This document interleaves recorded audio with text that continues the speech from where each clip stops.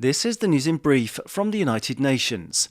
The announcement by China and the United States that they've pledged to work together to cut harmful emissions this decade has been welcomed by UN Chief Antonio Guterres.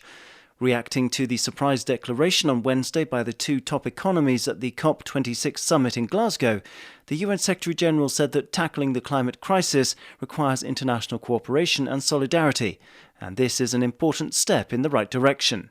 His comments came after China's climate envoy Xi Zhenhua and his counterpart from the US, John Kerry, told reporters that their countries would work together to meet the goals of the 2015 Paris Agreement, including by sharing technological expertise. As the global gathering draws to an end in Scotland, negotiators are busy drafting a final outcome document of the conference, which is expected to be released over the weekend. UN humanitarians said on Thursday that they've delivered aid to people stranded on the Belarus-Poland border. In a tweet, the head of the UN Refugee Agency, UNHCR, Filippo Grandi, said that the priorities were to prevent loss of life and move people to safer locations in Belarus. Mr. Grandi welcomed the access granted to aid teams from his agency and the International Organization for Migration, IOM, adding that UNHCR stood ready to help find solutions to the crisis, which has seen large numbers of migrants and asylum seekers mass at the frontier between the two countries.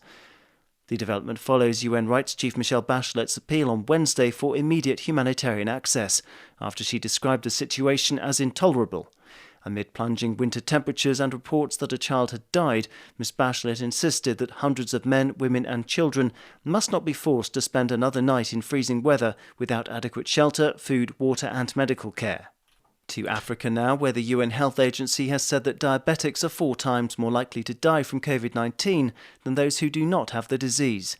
The alert from the World Health Organization, WHO, follows analysis of 13 African countries, where there was a more than 10% fatality rate among patients with diabetes and the coronavirus, compared with 2.5% for COVID-19 patients overall.